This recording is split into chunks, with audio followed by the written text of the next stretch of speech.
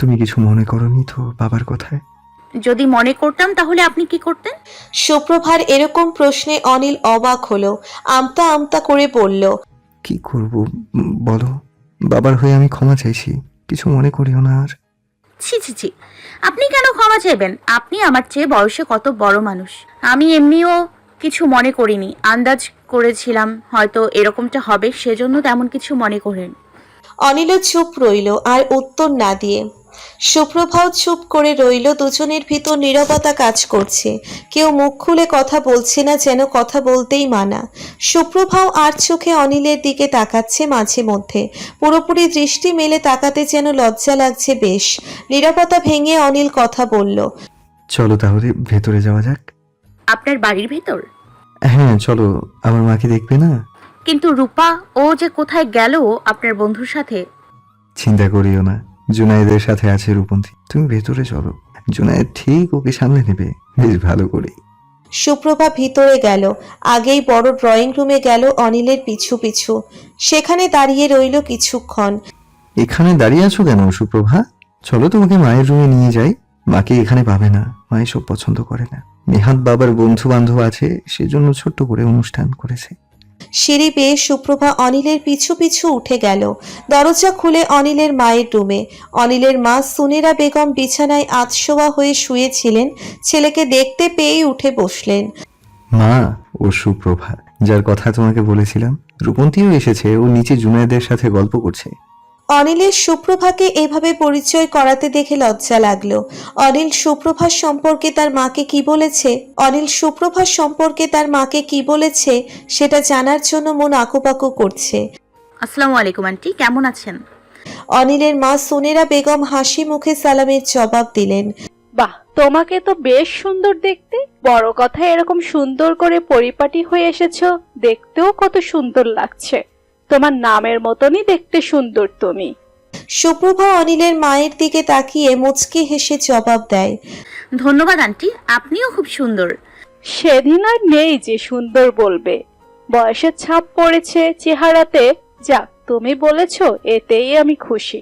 তুমি বসো মা, তোমার জন্য নাস্তা পানি রোকেয়াকে দিয়ে আমি আনাচ্ছি। অনিলের মা রোকেয়াকে ডাক দিতেই রোকেয়া এসে হাজির। সুনেরা বেগম বলে দিলেন নাস্তা আনতে। কিছুক্ষণের ভিতর নাস্তাও নিয়ে উপস্থিত হয় রোকেয়া। বিভিন্ন রকমের খাবার সাজিয়ে পরিবেশন করা হয়েছে সুপ্রভার সামনে। বোঝাই যাচ্ছে বেশ দামি দামি আইটেমের খাবার সব। নাও মা, কিছু খেয়ে নাও। সুপ্রভার একবার অনিলের দিকে তাকালো। অনিল হাসি মুখে তাকিয়ে আছে, যেন সে যা চাইছিল তাই হচ্ছে, সেজন্য খুশি উপচে পড়ছে। আন্টি মাফ করবেন, এতে অনেক দামি দামি খাবার আছে যা আমার পক্ষে খাওয়া সম্ভব না।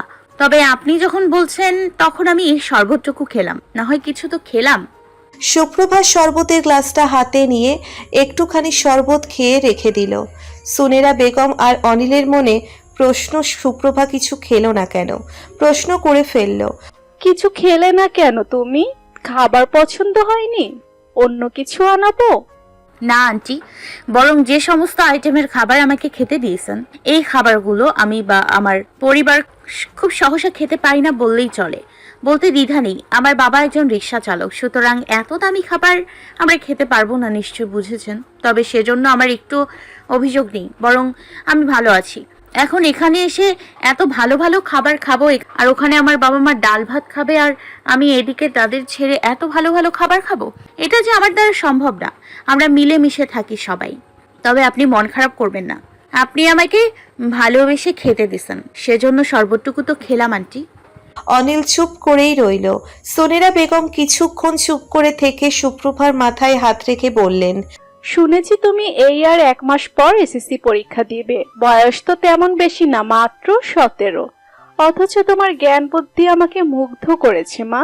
তোমার বয়স দেখে কেউ বলতে পারবে না তোমার জ্ঞান বা ভালো ব্যবহারের অভাব আছে। বোঝাই যাচ্ছে তোমার বাবা মা কতটা আদর্শ শিক্ষা দিয়ে তোমাকে বড় করেছে। এরকম করে কয়জন ভাবতে পারে বলো? বেশ খুশি হলাম। সুপ্রভা এতক্ষণ চুপচাপ থাকলেও এবার হেসে উঠল। কিছুক্ষণ অনিলের মায়ের সঙ্গে কথা বলল, বসে বসে নানান ধরনের গল্প গুজব করতে লাগলো। হাসি মুখে গল্প করছে দুজন, কেউ বলবে না ওনারা প্রথমবার কথা বলছেন। অনিল নীরব শ্রোতা হয়ে সব শুনছে, বেশ ভালোই লাগছে তার। আন্টি এবার যাই, সন্ধ্যা হয়ে যাচ্ছে, যেতে হবে আমাকে। অনিল ভাইয়ার জন্মদিনে এসছি, ওনার কথা রাখতে এবার যাই। সুনেরা বেগম অবাক দৃষ্টিতে তাকিয়ে পড়লেন। অনিল ভাইয়া? অনিল ব্যাপারটা বুঝতে পেরে সুনেরা বেগমকে সঙ্গে সঙ্গে চুপ করতে বললেন। মা ও ছেলের কথা অনুযায়ী চুপ হয়ে গেল, সুপ্রভাকে আর কিছু বলল না। আবার আসিও মা, তোমাকে আমার বেশ লেগেছে। সুপ্রভা মুচকি হেসে অনিলের সঙ্গে সেই রুম থেকে বেরিয়ে যায়। আমার মাকে তো জয় করে ফেলেছো প্রথম দেখাতেই, কোনো অভিযোগ করার সুযোগই দাওনি দেখছি। জয় করে ফেললাম মানে? আমি সবার সঙ্গে যেরকম ভাবে কথা বলি ওনার সাথেও তেমন করেই তো কথা বলেছি। ওনাকে জয় করতে যাবই বা কেন খামোখা? আচ্ছা আচ্ছা হয়েছে, কথা বাড়িও না। তুমি তো কিছু খাবে না, আমি জানি সেটা খুব ভালো করি। তবে এই যে আমার জন্মদিনে এসেছো, আমার মায়ের সাথে কথা বলেছো, এতেই খুশি আমি। কৃতজ্ঞ রইলাম তোমার কাছে। সুপ্রভা অনিলের হাতে সেই প্যাকেটটা দিল। অনিলও সেটা হাতে নিয়ে সুপ্রভাকে প্রশ্ন করলো। এই প্যাকেটের ভিতর কি আছে সুপ্রভা? আপনার জন্মদিনের উপহার। জানি সেটা আপনাদের কাছে নিতান্তই তুচ্ছ, কিন্তু আমার যতটুকু সাধ্য ছিল আমি দিয়েছি আপনাকে। মানুষ তো আর সাধ্যের বাইরে গিয়ে কিছু করতে পারে না বলুন। বাবা এখনো আসেনি, বাড়িতে আমার কাছে যা কিছু জমানো টাকা ছিল সেটা দিয়েই কিনেছি। অনিল হাসলো সুপ্রভার কথা শুনে, প্যাকেটটাই আলতো করে হাত বোলালো। মেয়ে, তুমি আমার কথা রেখেছো, যা আমার কাছে অপ্রত্যাশিত ছিল। আমার জন্মদিনে এসেছো, এটি আমার জন্য বড় একটা উপহার। আর কোনো উপহারের প্রয়োজন ছিল না, তবে তুমি যখন দিয়েছো তখন উপহার তো নিতেই হবে। আজকে জন্মদিনের আনন্দ আমার কাছে দ্বিগুণ হয়ে উঠেছে সুপ্রভা। তুমি এসেছো বলে রঙিন হয়ে উঠেছে সবটা। সুপ্রভা মুচকি হাসলো, যাক তার নিজের কাছেও ভাল লাগছে সে একজনের খুশির কারণ হতে পেরে। বেশ, আপনার ভালো লেগেছে, এটুকুই আমার প্রাপ্তি। তাহলে এবার যাই, দেরি হয়ে গেল যে। বাড়িতে মা একা রয়েছেন, চিন্তা করবে। বেশ, যাও, তবে আর আটকাবো না। সুপ্রভা হাঁটা ধরছিল, অনিল ডাক দিতেই সুপ্রভা থমকে দাঁড়ালো। কিছু বলবেন? শোনো মেয়ে, আজকে তোমাকে একটু বেশি সুন্দর লাগছে, যেন আকাশ থেকে কোনো শ্যাম সুন্দরী নেমে এসেছে। অযথা পান দিয়ে কিছু বলছি না, তুমি অত ফর্সা না হলেও শ্যাম সুন্দরী। অসম্ভব রকমের সুন্দর দেখাচ্ছে তোমাকে, চোখ ফেরানো দায় হয়ে পড়েছে, সব দিক দিয়ে পূর্ণ তুমি। আচমকা অনিলের এরকম কথা শুনে সুপ্রভা লজ্জা পেল, চোখে মুখে লজ্জার আভা ফুটে উঠেছে। লজ্জায় যেন তাকাতেই ইচ্ছে করছে না অনিলের দিকে, তবুও লজ্জা ভেঙে উত্তর দিল। আমি তো শ্যাম বর্ণের, তাতেও যদি আমাকে আপনার কাছে শ্যাম সুন্দরী লাগে তাহলে তাহলে আপনি তো ফর্সা বর্ণের। আপনাকে ওই সাদা রঙের পাঞ্জাবি পরলে একদম শুভ্র মেঘের মতো লাগবে। নির্ঘাত চোখ সেখানেই আটকে যাবে। কথাটা বলে সঙ্গে সঙ্গে সেখান থেকে দ্রুত গতিতে প্রস্থান নিল সুপ্রভা। কথাখানি বলার পর নিজেই নিজেকে বকছে মনে মনে, ইস সে এই কথা কি করে বলল। আজকাল মনের সাথে মুখও কন্ট্রোল করতে পারছে না দেখছি। ইস কি লজ্জা আর লজ্জা। লজ্জার চোটে আর দ্বিতীয়বার অনিলের দিকে চোখ তুলে তাকানোর সাহসই করতে পারছে না। সুপ্রভার যাবার পানে অনিল তাকিয়ে হাসলো আনমনে। তবে কি বরফ গলতে শুরু করেছে একটু একটু করে। আজকের দিনটা যেন সুপ্রভা রঙিন করে দিয়েছে অনিলের। খোলা রাস্তায় পাশে রূপন্তীর জুতো হাতে দাঁড়িয়ে আছে জুনায়েদ। একটু দূরেই রূপন্তী এক হাত শাড়ির কুচি ধরে সেটা দেখে বেশ আওয়াজ করে হেসে উঠল। জুনায়েদের বিরক্তি বেড়ে গেল রূপন্তীর হাসি দেখে। বিরক্তিতে ভ্রু কুচকে রূপন্তীকে প্রশ্ন করল, ভ্যাটকানি বন্ধ করবে তুমি, নাকি তোমার জুতো সহ তোমাকে একদম ফিক্কা মেরে ফেলে দিব গেটের বাইরে? মেয়েটা তোকে অনিল ভাইয়া বলল কেন? তুই তখন ইশারা দিয়ে থামতে বললি আমাকে, নইলে আমি তখনই ওকে জিজ্ঞেস করতাম। অনিল মায়ের কোলে মাথা রেখে শুয়েছিল। সোনেরা বেগমের কথা শুনে মুচকি হাসলো। মা, তুমিও না এত মন ভোলা কবে থেকে হলে শুনি? সুপ্রভার জন্য যে আমার মনে একটা অনুভূতি আছে, সেটা তো আমি আগে তোমার কাছে প্রকাশ করেছি। ও তো কিছুই জানে না, হয়তো বুঝতে পারে, অনুভব করে আমার একটা আলাদা টান আছে ওর জন্য। সে আর বুঝতে বাকি? নারী পুরুষের চোখের দৃষ্টির দিকে তাকালেই বুঝতে পারে কে তাকে কোন দৃষ্টিতে দেখছে। তুই তাকে ভালোবাসিস আর সেই দৃষ্টি বুঝি সে বুঝবে না? এমনটা হয় কখনো? ভালোবাসায় তাকানো দৃষ্টি যে অন্যরকম হয়। সোনেরা বেগমের কথা শুনে অনিল কোল থেকে উঠে সোজা হয়ে মায়ের মুখোমুখি বসলো। মা, তুই সত্যি আমার মা তো? মানে মনে হচ্ছে তুই আমার বন্ধু। এরকম করে ভালোবাসার কথা বলছো আমাকে? সোনেরা বেগম ছেলের কথা শুনে হাসলেন। আদুরে ভঙ্গিতে অনিলের মাথার চুলগুলো টেনে দিলেন আলতো করে।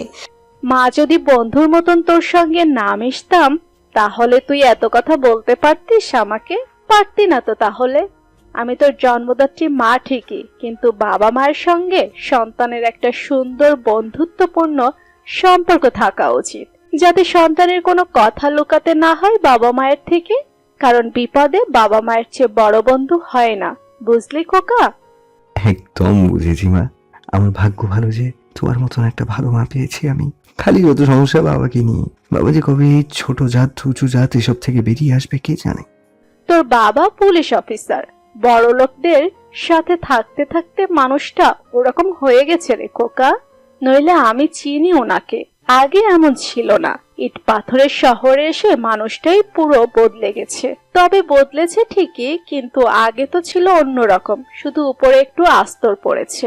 সে আস্তর ভেঙে ফেলার ক্ষমতা সুপ্রভার আছে, যা বুঝেছি আমি। মেয়েটাকে চিনতে তোর একটুকুও ভুল হয়নি। ঠিক বলেছো, কিন্তু মা, ও আমার জন্মদিনে এসেছে ঠিকই, কিন্তু একটু খেলো না।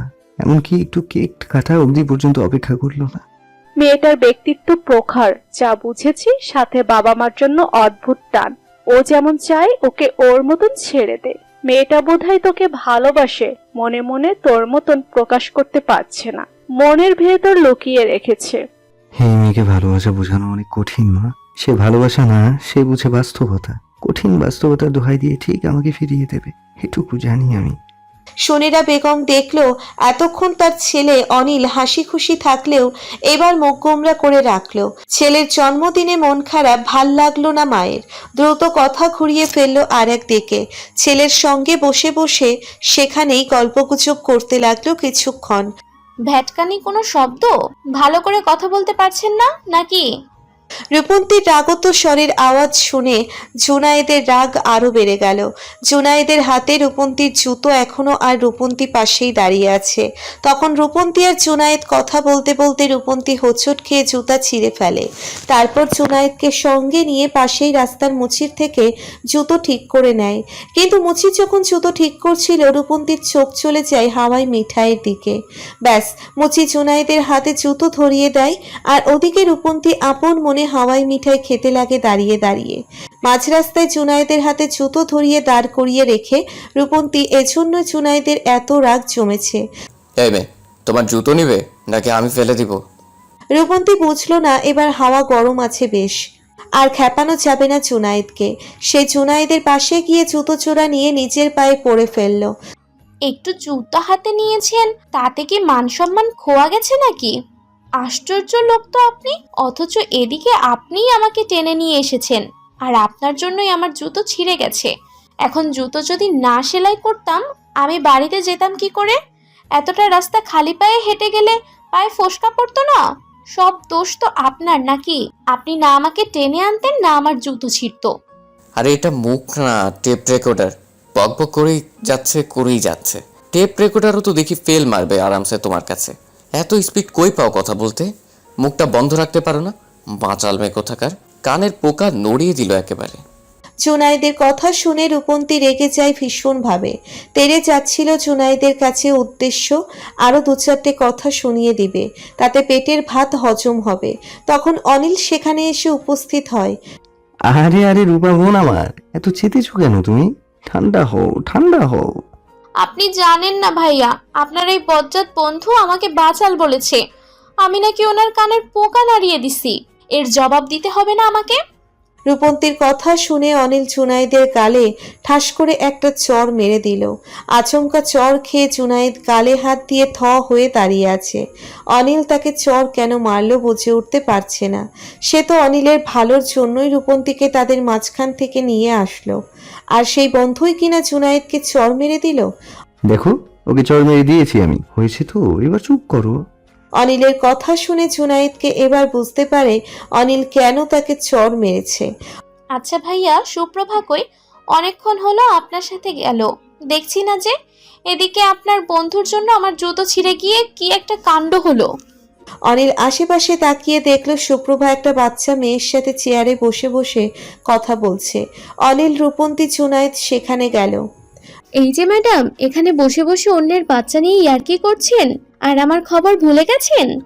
আরে রূপা, আমি তোর কাছে আসছিলাম, তখন এই বাচ্চাটা কাঁদছিল। আমি থামালাম বলে ওর মা আমাকে ধরিয়ে দিল। দেখলাম তুই খাচ্ছিস, সেজন্য আর তোকে বিরক্ত করিনি। হ্যাঁ সুপ্রভা, রূপন্তী, তোমরা খাবে না কিছু? রূপন্তী জবাব দেবার আগেই পাশ থেকে জুনায়েদ বলে উঠল, এই বাঁচাল মেয়ে আবার না খেয়ে থাকে নাকি? বাপরে কি যে বক বক করছিল। তুমি যেতে যেতে ওকে খেতে বসিয়ে দিয়েছিলাম আমি, যাতে মুখটা একটু বন্ধ থাকে ওর। 2 প্লেট বিরিয়ানি খেয়েছে বসে বসে, সাথে আবার একটু আগে হাওয়াই মিঠাইও খেতে গেছে। জুনায়েদের কথা শুনে রূপন্তী তীক্ষ্ণ দৃষ্টিতে তাকালো, আবারও রেগে বলল, আপনি খাওয়ার খোটা দিলেন তো? ইচ্ছে করছে এখনই বমি করে সব উগড়ে দিয়ে আপনার গায়ে। রূপন্তীর রাগ দেখে সুপ্রভা রূপন্তীর মুখের হাত দিয়ে দিল। রূপন্তী ছাড়া কোনো শব্দ বলতে পারছে না। তুই আসলেই মুখটা একটু বেশি চালাস আমার বান্ধবী। আমি জানি তুই কি রকম। আর মুখ চালাতে হবে না, তোর মুখ বন্ধ করা দরকার। অর্নিল ভাইয়া, আমরা আসছি। অনিল খাবার জন্য সুপ্রভাকে পিছু ডাকছিল, কিন্তু সুপ্রভা রূপন্তীকে নিয়ে তাড়াহুড়ো করে বেরিয়ে যায়। রূপন্তী অতি কষ্টে সুপ্রভার হাত তার মুখ থেকে ছাড়ায়। তুইও বললি আমার মুখ বেশি চলে। মনে রাখিস সুপ্রভা, একদিন আমার মুখ চুপ থাকলে অস্থির হয়ে পড়বি তুই। মিস করবি আমাকে প্রচন্ড ভাবে। সুপ্রভা আর উত্তর দিল না। এই মেয়ে একবার শুরু হলে থামে না সহসা, সেটা সুপ্রভাও জানে। ভাগ্য করে এমন একটা বান্ধবী পেয়েছে সুপ্রভা, যেখানে সে চুপচাপ হলেও রূপন্তী একদম ভিন্ন ধাঁচের। পরের দিন সকালবেলা, শুক্রবার, স্কুল সব বন্ধ। সুপ্রভা স্কুল যায়নি, বাড়িতে মা রান্না করবে, লবণ ফুরিয়েছে। গন্তব্য পাশের মুদি দোকান থেকে লবণ কিনে নিয়ে যাবে। ঘর থেকে বের হবার সময় ওড়নাটা দিয়ে মাথায় ভালো করে ঘোমটা দিয়ে নিল। কাছেই দোকান যেতে 5 মিনিটও লাগবে না। সুপ্রভা লবণ কিনে নিয়ে আসছিল, ঠিক সেখানেই মিরাজকে দাঁড়ানো দেখতে পায়। চোখ তুলে দেখতে পায় মিরাজ তার দিকে তাকিয়ে আছে। সুপ্রভা সে দৃষ্টি উপেক্ষা করে নিজের মতন করে হেঁটে চলে যাচ্ছিল, যেন সে মিরাজকে দেখেইনি। কিন্তু বাদ সাধলো পথের মধ্যে। মিরাজ সুপ্রভার সামনে এসে দাঁড়ালো। সুপ্রভার বিরক্তি বেড়ে গেল অযথায়। মাঝ রাস্তায় পথ আটকেছেন কেন? আপনি কিছু বলতে চান? আমি দাঁড়ালেই দোষ, আর ওই পুলিশের ছেলে দাঁড়ালে সাধু সাধু। অথচ তুমি না আমার বাগদত্তা। পুলিশের ছেলে, এটা কি ভাষা? মুখের ভাষা ঠিক করুন। আমাকে যেতে দিন, অযথা তর্ক করার কোনো ইচ্ছে আমার নেই। সুপ্রভা নিজের মতন করে হেঁটে যাচ্ছিল, হুট করে মিরাজ এসে সুপ্রভার হাত টেনে ধরে। সুপ্রভা হাত ছাড়ানোর চেষ্টা করছে সমান তালে, কিন্তু একজন পুরুষের কাছে একজন নারীর শক্তি নিতান্তই তুচ্ছ। সেজন্য সুপ্রভাও পারল না মিরাজের সাথে। মিরাজ জোর করে একটা আংটি পরিয়ে দিতে চাইছে সুপ্রভার হাতে, কিন্তু সেটা ঢুকছে না সুপ্রভার আঙ্গুলে। আংটি কিনেছেন অথচ আমার হাতের মাপটুকুও জানেন না? জোর করে কেন ঢুকাচ্ছেন আঙুলে যখন ঢুকছেই না? সে তো তুমিও ইচ্ছাতে আমার কাছে ধরা দাওনি। তোমাকেও যেমন জোর করে নিয়েছি, তেমনি করে এই আংটিটাও জোর করেই পড়াবো। মিরাজ আপ্রাণ চেষ্টা করছে, কিন্তু আংটিটা ঢুকছে না। জোড়াছুরির ফলে সুপ্রভার আগুন লাল হয়ে গেছে। মিরাজ এক পর্যায়ে সফল হলো সুপ্রভার হাতে আংটি পরাতে, কিন্তু ততক্ষণে সুপ্রভার আঙ্গুল ফুলে করাগাছ হয়ে গেছে। ওদিকে নিজের রুমে বসে বসে মনে ভাবছে অনিল। মনের মধ্যে চিন্তা, কালকের অনুষ্ঠান তো স্পষ্ট বরফ গলাতে শুরু করেছ। এবার কি হবে? এবার কি তবে অনিল মনের কথা জানিয়ে দিবে? যদিও সুপ্রভা বুদ্ধিমতী মেয়ে, অনুভব করতে পারে, তাও এবার মনে মনে বেশ সিদ্ধান্ত নিল অনিল আর দেরি নয়। বেশি দেরি করলে যদি আর সময় না থাকে। দেখুন, আপনার সাথে আমার বিয়ে ঠিক হয়েছে, কিন্তু বিয়ে তো হয়নি। এভাবে জোর করবেন না আমাকে। পুরোপুরি যখন বউ হব তখন জোর করবেন। এর আগে আমাকে জোর করলে আমি আপনার বিরুদ্ধে মামলাও করতে পারি। সুপ্রভার কথা শুনে মিরাজ শয়তানি হাসি হাসলো। বিরক্তিতে সুপ্রভা আর মিরাজের দিকে তাকালো না। এটা তোমার চিহ্ন, সব সময় আমার সঙ্গে থাকবে। বলে দিলাম। এখন জোর করে পরিয়েছি, বিয়ের পর হাতের মাপ নিয়ে তারপর একেবারে ভালো মতন পরিয়ে দেব। সুপ্রভা বিরক্তির দৃষ্টি নিয়ে মিরাজের দিকে তাকিয়ে দ্রুত পায়ে সেখান থেকে হাঁটা ধরলো বাড়িতে গিয়েই মাকে লবণের প্যাকেট দিল।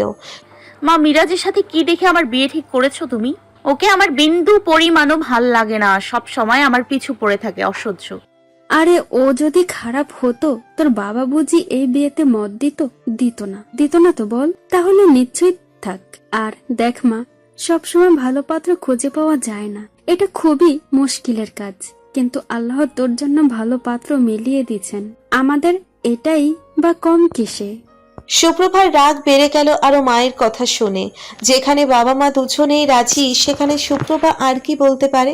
বলারই বা কি আছে? সে কি বলবে তার অবচেতন মন অনিল নামক ছেলেটির মায়ায় বাধা পড়েছে? যদিও বা বলে তাহলে কি হবে? কিছুই হবে না। অনিলের জায়গা আর তাদের জায়গা সম্পূর্ণ আলাদা। অনিল সোনার চামচ মুখে নিয়ে জন্মেছে, আকাশ পাতাল ফারাক। এই প্রেম শুরু করলেও এর পরিণতি যে শুধুই ঘোলাটে অন্ধকার লাগছে সুপ্রভার কাছে। সব প্রেমের যে পরিণতি হয় না, যে বাস্তবতা বড় কঠিন, সেই বাস্তবতা সুপ্রভার আবেগের কাছে তুচ্ছ। বিকেলবেলা অনিল জুনায়েদকে রেখেছে সুপ্রভার বাড়ির পাশে। অনিল সব ব্যাপারে একা একা গেলেও এই একটা ব্যাপারে যেন সাহস পেল না। সুপ্রভার সামনে গিয়ে কথা বলতে গেলে যেন কথা খুঁজে পায় না, অথচ অনিলের কত কথা বলতে বাকি সুপ্রভাকে নিয়ে, কাছে গেলে কিছুই বলতে পারে না। কালকে আমাকে চড় মেরেছিস, সেটা আমি এত সহজে ভুলে গেছি ভাবছিস? ভুলিনি নেহাত, তুই আমার বন্ধু, সেজন্য না এসে পারলাম না। অনিলের ঘোর কাটে জুনায়েদের কথা শুনে। আরে কি ভাই, রূপন্তী বাচ্চা মেয়ে, তুই কোনো বাচ্চা? ও টেপ রেকর্ডারের মতো বক বক করে, আর তুই এখন কি করছিস? একটা চড় মেরেছি, তার জন্য এরকম করা লাগবে? চুপ কর বলছি। জুনায়েদ চুপ করে গেল। অনিল একদম সুপ্রভার বাড়ির সামনে দিয়ে লুকিয়ে দাঁড়িয়ে আছে। অনিলের মা বাড়িতে, বাবা বাড়িতে নেই, কিন্তু সুপ্রভার মা বাড়িতে আছে ঠিকই। অনিলের ভয় হতে লাগলো সে সুপ্রভাকে এবার কি করে ডেকে আনবে। না, ব্যাপারটা যেমন দৃষ্টিকটু দেখাবে তেমনি সুপ্রভা রেগেও যাবে। ফলাফল অপেক্ষা করা ছাড়া আর কোনো দ্বিতীয় অপশন খুঁজে পেল না অনিল। আরে ভাই, চুপ করে আছি, আর কতক্ষণ দাঁড়িয়ে থাকবো এভাবে? তার চেয়ে বরং সুপ্রভা কালকে স্কুল যাবে না, তখন বলিস ওকে তোর মনের কথা। না, তখন ও সময় থাকে না, তখন বলতে পারবে না, যা বলার এখনই বলতে হবে। অনিল দেখলো একটা মেয়ে এদিক দিয়ে হেঁটে যাচ্ছে, বাচ্চা একটা মেয়ে। উপায়ন্তর না পেয়ে অনিল সেই বাচ্চা মেয়েটাকে দাঁড় করাতে জুনায়েদ চেঁচিয়ে উঠল। আরে ভাই, কি করছিস? এখন তো বাচ্চা চুরির কেসে ফেঁসে যাবো দেখছি। তুই যা শুরু করেছিস, এই বাচ্চাটাকে ছাড় বলছি, নইলে পাবলিক এসে গণপিটুনি দিবে আমাদের। জুনায়েদ, তুই চুপ করবি, নইলে একটা চড় দিব তোকে, কথা বলতে পারবি না আর। জুনায়েদ চুপ হলো। অনিল বাচ্চাটাকে 100 টাকার একটা নোট দিল। বাবু, সুপ্রভাকে চিনো তুমি? বাচ্চাটা মাথা নাড়িয়ে হ্যাঁ বলতেই অনিলের মুখে হাসি ফুটে উঠল। আচ্ছা, সুপ্রভাকে ডেকে গিয়ে বলবে অনিল ডেকেছে। আর শোনো, পাশে সুপ্রভার মা থাকলে কিছু বলবে না, কেমন? যদি কাজটা ঠিক করে করতে পারো তাহলে এই 100 টাকা তোমার, কেমন? বাচ্চাটা হাসি মুখে অনিলের কথা শুনে চলে যায়। অনিল আর জুনায়েদ অপেক্ষা করতে থাকে। একটু পরে সুপ্রভা বেরিয়ে আসে। সুপ্রভা বেরিয়ে এসে অনিলের চোখের দিকে তাকায়। কেন ডেকেছেন আমাকে? কোনো দরকার আপনার? দরকার আছে সুপ্রভা, তোমার সাথে কথা বলবো বলবো করেও বলা হচ্ছে না। তুমি স্কুলে যাও, তখন তোমার সময় থাকে না, কিন্তু আমার কথাগুলো বলা জরুরি। সুপ্রভা বুঝে গেল অনিল তাকে ঠিক কি কথা বলতে এসেছে।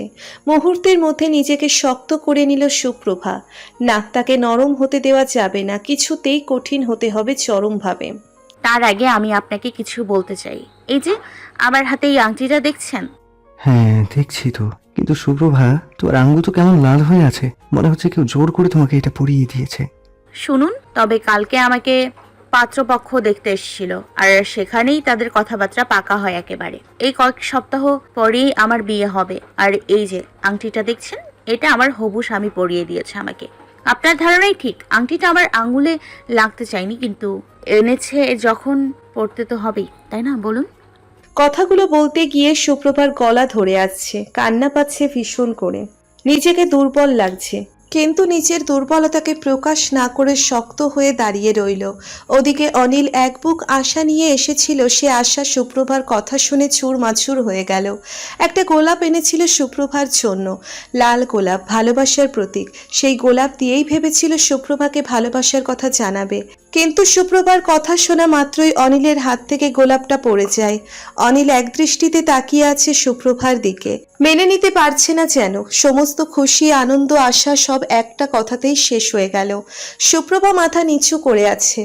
অনিলের চোখের দিকে তাকানোর সাহস নেই, তাকালেই যেন তার ভিতরে লুকানো অনুভূতিটা আর আটকে রাখতে পারবে না। কিন্তু তাকে কঠোর হতে হবে চরমভাবে। যা হবার নয় সেটা নিয়ে এগোনোর কোনো মানেই নেই। শুধু শুধু কষ্ট তো পাবেই, সাথে ধনী গরিবের একটা অদৃশ্য দেওয়ালের জন্য অবমানিতও হতে হবে। তার বাবা এতদিন রিক্সা চালালেও গর্বের সাথে মাথা উঁচু করে বেঁচেছিল, সেই মাথা নত হবে তার মেয়ের জন্য? এটা সুপ্রভা হতে দিতে পারবে না। সেজন্য কষ্ট নিচে পাবে তাও ভালো। তবে কালকে যে আমার জন্মদিনে গেলে, কেন গিয়েছিলে কাল? তখন কেন কিছু বলনি? এক ঠান্ডা শীতল কণ্ঠে অনিল সুপ্রভাকে কথাগুলো বলল। জুনায়েদ অনিলের পাশেই দাঁড়িয়ে আছে। আপাতত পরিস্থিতিতে কিছু বলবার সাহস করছে না। সুপ্রভা কি বলবে বুঝতেই পারছে না। সে কি করে সত্যিটা বলবে? কালকে ওই ঘটনার পর তার নিজেরও অনিলকে দেখতে খুব ইচ্ছে হচ্ছিল। সবসময় সব সত্যি বলতে নেই যে। এমনি আমি তো না করেছিলাম, রূপা বাড়িতে এসেছিল সেজন্য আর না করতে পারিনি। রূপন্তীর জন্য এসেছো? দয়া করেছো আমাকে সুপ্রভা। আপনি তো জানতেন আমাকে দেখতে আসবে, বলেও ছিলাম। কালকের দিন তারিখ পাকা হলো, অবাক হওয়ার তো কিছু নেই বলুন। আপনি আমার সাথে বন্ধুত্ব করতে চেয়েছেন, যেটা কখনোই হবার নয়। বন্ধুত্ব? ব্যাস এটুকুই? তোমাকে যে আমি বুদ্ধিমতী মেয়ে ভাবতাম, একটা ছেলে একটা মেয়ের দিকে কোন দৃষ্টিতে তাকায় এটা অন্তত তুমি বুঝতে পারোনি। এ কথা বলিও না আমাকে, এটা বিশ্বাসযোগ্য না সুপ্রভা। তুমি বুঝতে পারোনি আমি ভালোবাসি তোমাকে, তোমার প্রতি আমি অন্যরকম কিছু অনুভূতি ফিল করি। এগুলো তুমি বুঝতে পারো না সুপ্রভা? ভালোবাসি আমি তোমাকে, ভালোবাসি। শেষোক্ত কথাটা অনিল সুপ্রভার দিকে তাকিয়ে বেশ জোরেই বলল। সুপ্রভা ভয়ে কেঁপে উঠল। অনিলের সোজা সাপটা ভালোবাসার স্বীকারোক্তি, যেটা চাইলেই দুজনের ভিতর আনন্দ নিয়ে আসতে পারত, সেই স্বীকারোক্তি সুপ্রভার মনে ভয় ধরিয়ে দিল। সে বুঝেছে অনিল তাকে ভালোবাসে, ভালোবাসার অনুভূতি যে সে বুঝেছে, আর বুঝেছে বলেই অনিলকে দূরে সরিয়ে রেখেছে। দেখুন, আমি কিছু জানলেও পরিবর্তন হবে না, আর না জানলেও না। আপনার আমার পথ সম্পূর্ণ আলাদা। আপনার সাথে আমার যায় না। শুধু শুধু কথা বাড়াবেন না, লোকজন চলে আসবে। চলে যান আপনি। আমি তোমাকে ভালোবাসি, এটা আমার শেষ কথা। আমি তোমার সঙ্গেই থাকবো, যা কিছু হয়ে যাক না কেন। ভালোবাসি যে তোমাকে, এত সহজে ছাড়বো না মৃত্যুর আগ পর্যন্ত। এই ভালোবাসার কোনো পরিণতি নেই। আপনি আবেগ বোঝেন, ভালোবাসা বোঝেন। আমি বুঝি বাস্তবতা, কঠোর বাস্তবতা, যার মধ্যে দিয়ে আমি বড় হয়েছি। সেই কঠোর বাস্তবতার কাছে ভালোবাসা নামক কোনো বস্তুর জায়গা নেই। তার উপর আপনাকে ভালোবাসার দুঃসাহস তো নেই। আপনার ভালোবাসা গ্রহণ করা অসম্ভব। অনিল সুপ্রভার কথা শুনে কিছুক্ষণ চুপ করে রইল।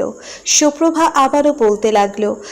জুনায়েদ ভাই, আপনি চলে যান ওনাকে নিয়ে। সামনেই আমার বিয়ে, আর বেশি দেরি নেই। আমি চাই না কোনো ঝামেলা হোক। জুনায়েদ কি করবে কিছু বুঝতে পারছে না। সে পড়েছে গ্যারাকলে, না পারছে কিছু বলতে, না পারছে কিছু করতে। কিছুক্ষণ এভাবেই কেটে গেল। সুপ্রভাও আর কিছু বলছে না। হঠাৎ করেই অনিল পাশে থাকা দেওয়ালে সজোরে নিচের হাতে আঘাত করলো। হাতের আঙ্গুল ছিলে রক্ত পড়ছে, তাতে কোনো ভ্রুক্ষেপই নেই অনিলের। সে নিথর দৃষ্টিতে কেবল সুপ্রভার দিকে তাকিয়ে আছে। সুপ্রভা তাকালো অনিলের দিকে, বোঝাই যাচ্ছে খুব কষ্ট হচ্ছে অনিলের। একি, আপনি আঘাত করছেন কেন? নিজেকে কষ্ট পাবেন তো। সুপ্রভা অনিলের হাত ধরে ফেলল। সুপ্রভা খেয়াল করে দেখল তার নিজের হাতে কয়েক ফোঁটা পানি। উপরে তাকাতেই দেখতে পেল সেই পানির উৎস অনিলের চোখ। অনিল কাঁদছে। কথায় আছে পুরুষ মানুষ সহসা কাঁদে না, কিন্তু অনিল কাঁদছে। তুমি জানো, এটা তোমার আমাকে করা প্রথম স্পর্শ, কিন্তু এই স্পর্শ সুখের না আমার জন্য। ভালোবাসা বুঝো? হয়তো না। বাস্তবতার ভিড়ে হয়তো তোমার মনটা সত্যি পাষাণ হয়ে গেছে। সেটা ঠেলে আমার বুঝি সত্যি তোমার হৃদয়ে স্থান করে নেওয়া অসম্ভব। সুপ্রভা বিনিময়ে কিছু বলল না। বলার মতন উত্তর যে তার নেই। সুপ্রভার অনিলকে বলতে ইচ্ছে হলো। হৃদয়ে স্থান নতুন করে কি নেবেন? হৃদয় যে তার মানুষকে নিজেই খুঁজে নেয়। যে হৃদয়ে তাকে ঘিরে অনুভূতি থাকে, সেখানে আমাদের কারোর হাত থাকে না। কিন্তু মনের কথা মনেই রেখে দিল, বলতে পারল না আর। বাস্তবতা আসলেই কঠিন। এই কঠিন বাস্তবতার দেওয়াল ডিঙিয়ে সুপ্রভা তার আবেগ অনুভূতিকে ঠাঁই দিতে পারল না। শুনেছি সত্যিকারের ভালোবাসাগুলো নাকি পূর্ণতা পায় না। একজন মন প্রাণ দিয়ে ভালোবাসলেও আরেকজন ঠিক থাকে না। এতদিন কেবল এসব শুনেছি, তবে আজ যে সেটা নিজের সঙ্গে হবে সেটা ভাবতে পারিনি। এই কষ্ট যে একান্তই আমার। না কেউ ভাগ করে নিতে পারবে আর না কেউ বুঝবে। শুধু ভেতরটা না পাওয়া প্রণয় দহনে পুড়ে ছারখার হবে। অনিল স্থির দৃষ্টিতে তাকিয়ে শুভ্রভাকে কথাগুলো বলল। শুভ্রভা আর একটা সেকেন্ডও সেখানে দাঁড়ালো না। দাঁড়ানোর মতন শক্তিও তার ভিতর অবশিষ্ট নেই। যতই হোক সে মানুষ, মানুষেরও একটা সময়ের পর সহ্য করার ক্ষমতা থাকে। শুভ্রভাও পারছে না আর এসব সহ্য করতে। দৌড়ে চলে গেল নিচের রুমে। বালিশে মুখ গুজে কেঁদে যাচ্ছে। শব্দহীন কান্না যাকে বলে। শব্দ করলেও তো উত্তর দিতে হবে, সে কাঁদছে কেন? বাস্তবতা এত কঠিন কেন? শুভ্রভা অনিলকে কি করে বোঝাবে সেও অনিলকে না চাইতেও ভালোবেসে ফেলেছে? মনকে কন্ট্রোল করতে পারেনি, নিজেকে দূরে রেখেছে অনিলের থেকে। কিন্তু অবাধ্য মন অনিলের কাছে চলে গেছে। ঝুম করে বৃষ্টি শুরু হলো। সুপ্রভা জানালা দিয়ে দেখলো বৃষ্টি। মা ঘুমোচ্ছে। সুপ্রভা সেই সুযোগে ঘর থেকে বাইরে গেল। বারান্দায় দাঁড়িয়ে কিছুক্ষণ বৃষ্টির ফোঁটা হাতে নিল। এক ধ্যানে তাকিয়ে রইল কিছুক্ষণ। তারপর ধীর গতিতে হেঁটে বাইরে ঝুম বৃষ্টির মধ্যে দাঁড়িয়ে রইল। বৃষ্টির ফোঁটা সুপ্রভার পুরো শরীর বেয়ে নামছে। সেই সঙ্গে দুচোখ বেয়ে গড়িয়ে পড়া অশ্রুকণাগুলোও বৃষ্টির পানিতে একেবারে ধুয়ে যাচ্ছে।